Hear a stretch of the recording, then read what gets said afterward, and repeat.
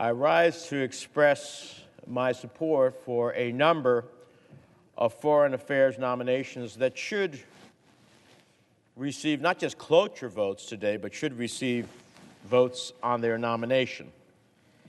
It's a long list, including Dr. Atul Gawande to be the Assistant Administrator for the Bureau of Global Health at the United States Agency for International Development. Mark Gittenstein to be the U.S. Ambassador to the European Union. Julissa Reynoso Pantelon to be the Ambassador to Spain. Rahm Emanuel to be the Ambassador to Japan. Governor Jack Markell to be the U.S. Representative to the Organization for Economic Cooperation and Development. Marcela Escobari to be Assistant Administrator for Latin America and the Caribbean at USAID, and Mark Napper to be the Ambassador to Vietnam. Just think about it, Mr. President. Think about these assignments. Think about these assignments and what they mean to the United States. These are quality nominees, people who will represent the United States at home and abroad with skill and dignity.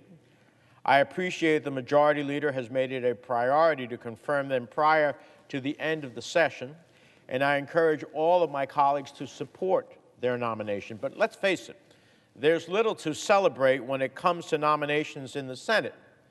The truth is that some Republicans' unprecedented obstructionism is straining the system to the breaking point, leaving the President without a team of national security positions that are critical to the national security and interests of the United States and the American people, leaving our nation weakened. And I'll talk a little bit about that as it relates to these nominees. I'm thrilled that we're voting today on the nomination of Dr. Atul Gawande. His medical background and track record in public health are impressive, and is clearly superbly qualified for the role of Assistant Administrator for the Bureau of Global Health at USAID, but it should not take this long. Dr. Gawande is nominated 5 months ago, and we're in the middle of a pandemic, a global pandemic, and he will be key to helping us fight COVID internationally. Do you think that our Republican colleagues would think it's urgent to get someone in a position that can help us to deal with the global COVID challenge? Republicans should have been pressuring us to move his nomination at lightning speed instead of slowing it at every turn. Similarly, I'm pleased to support Ambassador Gittenstein to be our point person in Brussels. He has a long and distinguished career in both the public and private sectors, including previously as U.S. Ambassador to Romania, and is deeply committed to strengthening transatlantic ties. But he should have been in Brussels weeks ago, as the President is working tirelessly to ensure a strong and unified European reaction if Russia dares to invade Ukraine. He has to do so without an ambassador to the European Union. We want the European Union to be on our side and join with us in multilateral efforts to give Russia the consequences of any action militarily against Ukraine. But you know, you need to have someone at the EU making the case.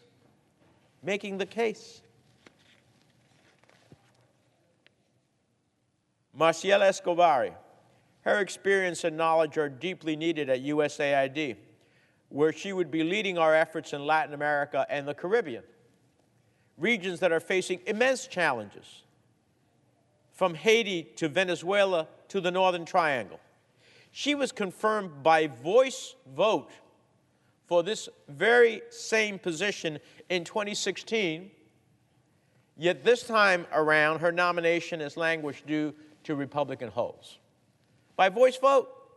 Now, we are worried about immigration, right? Undocumented immigration coming to the country. Well, if you don't have somebody to help create stability in Haiti, guess what? You're going to see a lot more people at that southern border. If we don't deal with the Northern Triangle, we're going to continue to have a challenge. If we don't deal with the humanitarian challenges of the dictatorship in Venezuela, we're going to continue to see a challenge there. Shouldn't we have the person in charge of dealing with these challenges so that we, in our national interests, forget about being a good neighbor, in our national interests are protected? Look at the other nominees. Look at the other nominees. Spain. Spain happens to be the head right now.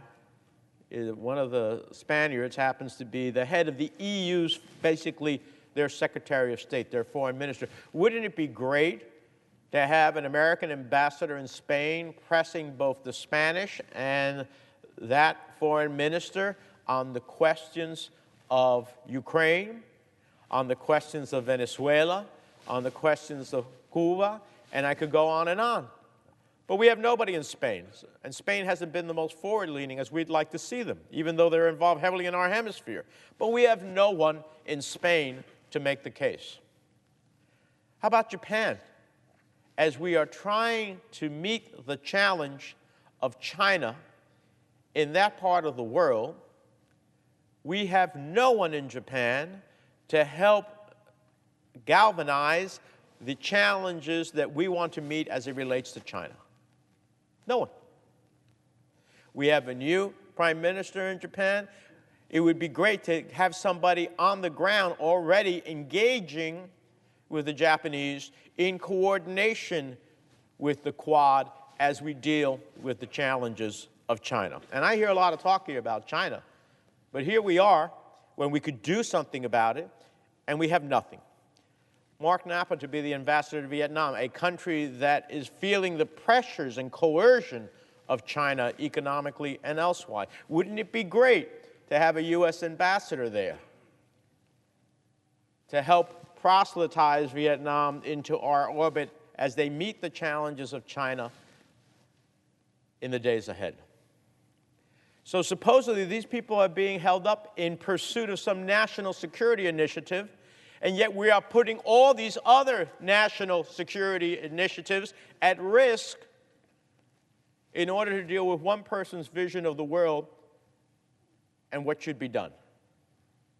I don't understand that logic. I don't know how supposedly to promote the national interests of the United States and its security, you then create a series of risks for the United States and its national security across the globe. That's what's happening, Mr. President. That's what's happening. It's pretty outrageous. Now, I'm in pain here, but these nominations have to get done. They have to get done. So if we're going to stay here, we're going to stay here, but these nominations have to get done. These people need to be in their positions so that we are not going to be in pain across the globe. Something's going to happen in one of these places, and we will not be there to ultimately have someone to promote our interests, to protect ourselves. Let me close by saying I didn't come to the Senate to fight about nominations. Certainly not what I did when I aspired to come to the Senate.